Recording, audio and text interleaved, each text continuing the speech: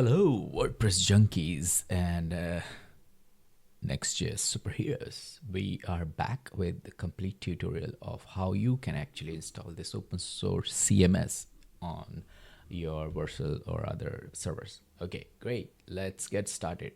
So we are going to do it on a localhost first today, and then we will be doing it on the Vercel platform later on.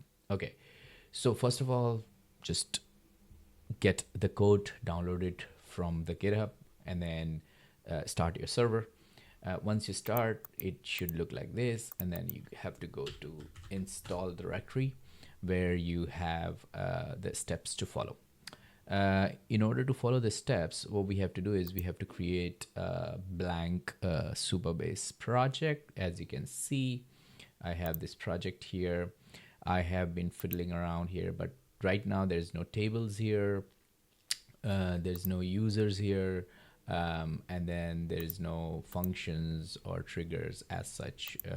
If we need, there is one function. Let me delete it and let me show you why this is important. Yep, so it's deleted.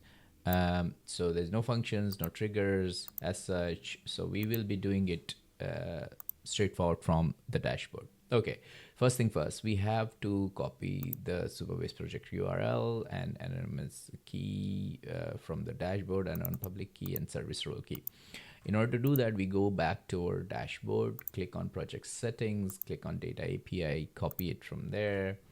I know some of you might want to copy my keys, but don't worry, I'm going to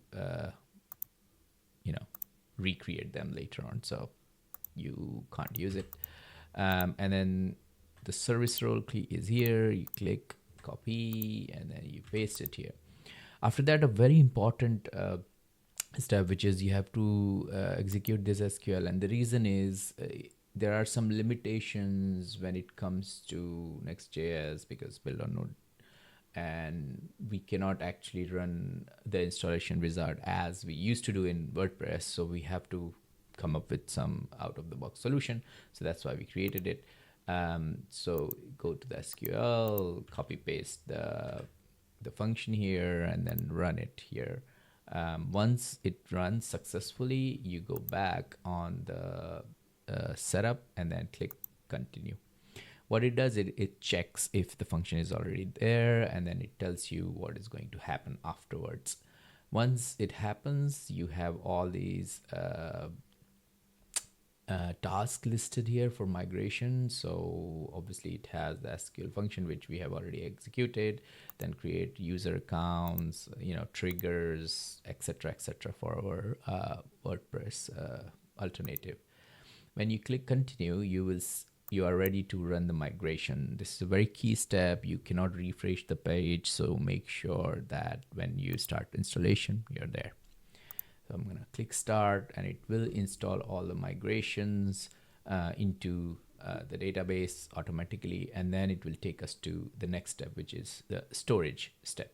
So I'm going to copy this media. This step is important so that you can manage your media into the CMS.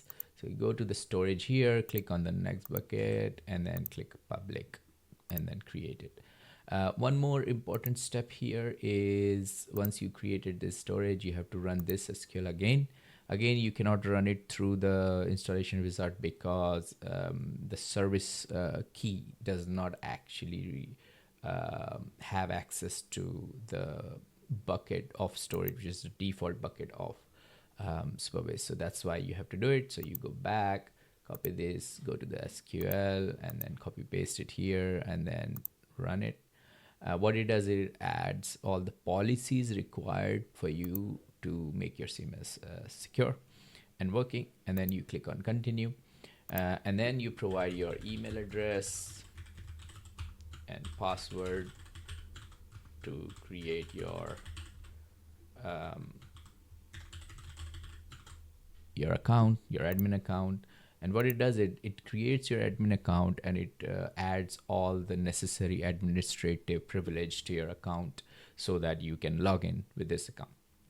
After that, you click on continue, and then you're all set. You are set for your CMS to run.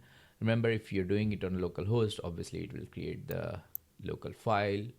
But if you're creating it on Vercel, then you have to copy all these um, keys to your environment variable. We'll be checking out how we can do it in our next tutorial. And then do not forget to drop the exec_SQL function, which is what we are going to do now. So we're going to go back, and then we are going to drop it here, and it will be dropped. That's pretty much it. We'll get started, and then it will ask you to restart your server, which is fair enough. So we will restart our server, and then we will just continue, and we will reach to this homepage after continuing, and then you can simply just go to admin, where you can log in with your credentials, and that will log you into the admin panel. Now, there are a lot of things which hasn't been figured out yet, but the good thing is you can create the blog post. Let's say first blog post, and you have the whole editor available for you, up and running. So yeah, enjoy it.